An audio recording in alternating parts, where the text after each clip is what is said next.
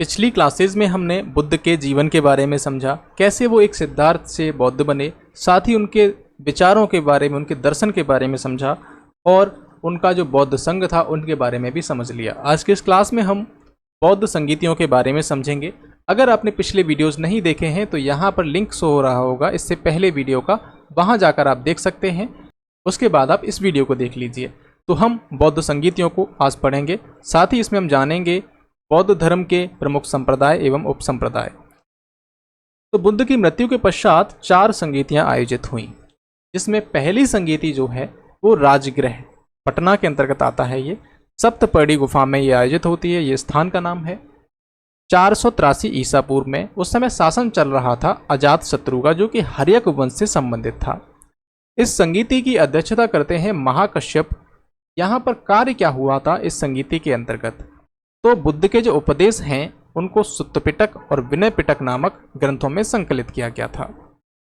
अब सुत्त पिटक और विनय पिटक के बारे में आगे हम समझेंगे जब हम बौद्ध साहित्य को पढ़ेंगे। द्वितीय जो आपकी संगीति हुई थी वो वैशाली के अंतर्गत 383 ईसा पूर्व में कालाशोक, जो कि शिशुनाग वंश से संबंधित है, उस समय हुई थी। यहाँ पर अशोक नहीं है, कालाशोक है, शिशुनाग वंश से संबंधित है।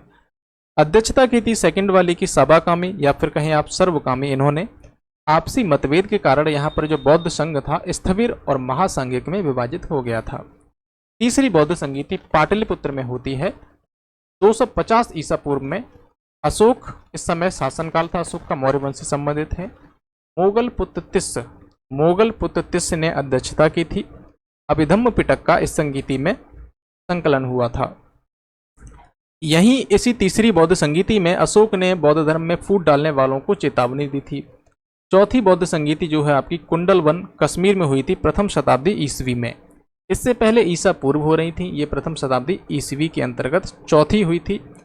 कनिष्क जो कि कुषाण वंश से संबंधित था, उसके शासनकाल में। अध्यक्षता किसने की थी? वसुमित्र ने की थी और उपाध्यक्ष थे आपके अश्वघोष। कार्य यहाँ पर क्या हुआ था कि बौद्ध संघ का हीनयान और महायान में विभाजन हो गया था। तो ये 4 बौद्ध संगीतियाँ थी।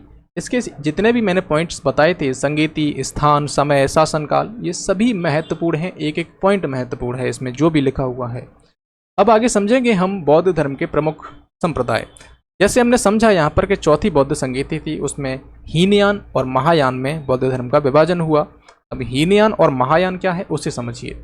हीनयान को कहते हैं छोटा वाहन और महायान को बड़ा वाहन। ठीक है, ये भी आपको देखने को मिलेगा। सबसे पहले हम हीनयान को समझ लेते हैं। अगर आप चाहें तो दोनों को कंपेयर करके समझिए। मेरा तरीका यह है, पहले मैं इसको समझूंगा फिर इसको समझूंगा, बीच में जहां जरूरत पड़ेगी वहां पर मैं कंपेयर भी कर लूंगा। तो सबसे पहले हीनयान देखते हैं। हीनयान के अंतर्गत जो अनुयायी होते हैं बौद्ध धर्म के प्राचीन सिद्धांतों एवं उसके मूल स्वरूप पर बल देते हैं, और ये लोग इनको बुद्ध को एक शिक्षक के रूप में मानते हैं और बुद्ध के प्रतीकों की ये पूजा करते हैं और स्वयं की साधना से निर्वाण प्राप्ति पर बल देते हैं। इनके जो ग्रंथ हैं वो पाली भाषा में रचित हैं।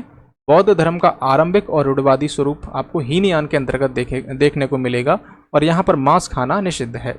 अब हम आते हैं महायान की तरफ और हम कंपेयर भी करते चलेंगे। बौद्ध धर्म में समय के साथ परिवर्तन जरूरी है, जबकि हीनयान क्या कह रहा है कि बौद्ध धर्म के प्राचीन सिद्धांतों को मानते हैं वो लोग। ये बुद्ध को एक देवता के रूप में मानते हैं। हीनयान बुद्ध को एक शिक्षक के रूप में मानता है, न कि देवता के रूप में। महायान के अंतर्गत बुद्ध की मूर्तियों की पूजा की जाती है, जबकि हीनयान के जो अनुयायी हैं बुद्ध के प्रतीकों की पूजा करते हैं। सर्वप्रथम बुद्ध की जो मूर्ति थी वो मथुरा शैली में बनाई गई थी। बोधिसत्व की अवधारणा महायान से जुड़ी हुई है। इसमें क्या है कि मोक्ष प्राप्ति के बाद जो बोधिसत्व हैं दूसरों की मुक्ति का निरंतर प्रयास करता है। जो भी अवतार लेते हैं बोधिसत्व, उनकी अवधारणा भी महायान से जुड़ी हुई है। इनके जो ग्रंथ थे अधिकांशतः संस्कृत भाषा में लिखे गए हैं और बौद्ध धर्म का प्रवृत्ति एवं प्रगतिशील उदारवादी स्वरूप माना जाता है। हीनयान जो है यहाँ पर मांस खाना निषेध था, लेकिन महायान के अंतर्गत ऐसा कोई निषेध नहीं था। अब आप यहाँ पर देखोगे कि महायान जो है बहुत ही उदारवादी है, लचीला है। इससे क्या हुआ कि महायान के अनुयायियों की संख्या बहुत ज़्यादा बढ़ती गई और ये विभिन्न देश में, विभिन्न विदेशों में इसका विस्तार होता चला गया। यहाँ पर कुछ बौद्ध धर्म के उप संप्रदाय हैं जिससे एग्जाम में प्रश्न बनते हैं, जैसे कि हम यहाँ पर सबसे पहले देखेंगे हीनयान के उप संप्रदाय, फिर यहाँ पर देखेंगे महायान के उप संप्रदाय। हीनयान के उप संप्रदाय के अंतर्गत अगर आप देखोगे तो पहला है स्थविरवादी, सर्वस्तिवादी, वैभाषिक और स्वतांत्रिक और समित्य। हीनयान में स्थविरवादी के संस्थापक थे महाकच्चायन, इसका प्रमुख केंद्र हुआ करता था कश्मीर। सर्वस्तिवादी के संस्थापक थे राहुल भद्र, आरंभिक केंद्र इसका मथुरा था, लेकिन बाद में इसका प्रसार जो है गांधार और कश्मीर तक भी हो गया था। इसके प्रमुख आचार्य जो हैं बुद्धदेव, घोषक, धर्मत्रय, वसुमित्र। वैभाषिक संप्रदाय, सर्वस्तिवादी संप्रदाय जो था आपका ये वाला, बाद में कश्मीर में वैभाषिक कहा जाने लगा, जैसे कश्मीर वैभाषिक भी कहते हैं। ये मानता है कि प्रत्येक वस्तु का निर्माण जो है परमाणुओं से हुआ है। आगे हीनयान में ही स्वतांत्रिक संप्रदाय है, उप संप्रदाय।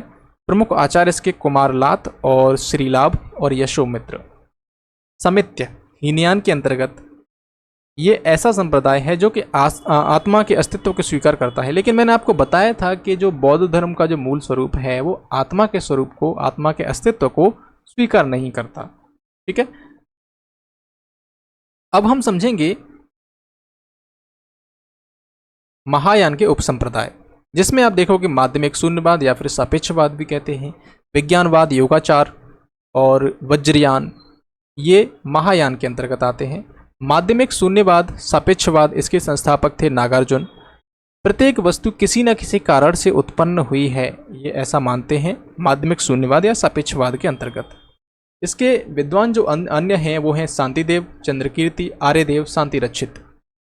विज्ञानवाद, योगाचार, संस्थापक मैत्रेयनाथ, 3री सदी ईस्वी में। इनका जो महत्वपूर्ण ग्रंथ है लंकावतार सूत्र, संसार का जो निर्माण है चेतना ने किया है, जो स्वप्न से अधिक वास्तविक नहीं है। ये कौन मानता है? विज्ञानवाद। दिग्राग और धर्मकीर्ति इस संप्रदाय से जुड़े हुए थे। वज्रयान, इसके प्रतिपादक थे सर्वज्ञ मित्र, जो कि कश्मीर में इसको ज़्यादा प्रचलन हुआ था।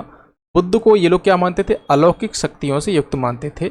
साथ ही वज्रयान के अंतर्गत तंत्र मंत्र पर बल दिया जाता है। अब यहाँ आपके लिए इम्पोर्टेंट हो जाता है वज्रयान, कई बार एग्जाम में पूछा गया है। अगर हम बात करें यूपीएससी की, तो यूपीएससी 2024 में प्रीलिम्स में सर्वस्तिवादी से आया था प्रश्न। अगली क्लास हम जो करेंगे उसमें हम बौद्ध साहित्य के बारे में समझेंगे। अगर आप वो क्लास देखना चाहते हैं तो आप इस जगह एक वीडियो शो हो रहा होगा, वहाँ पर जाकर आप बौद्ध साहित्य की क्लास देख सकते हैं, जिसमें मैं आपको त्रिपिटक के अंतर्गत सुत्त पिटक, विनय पिटक, अभिधम्म पिटक, साथ ही इनका विभाजन कितने भागों में हुआ है, अन्य जो ग्रंथ हैं उनके बारे में भी समझाऊंगा।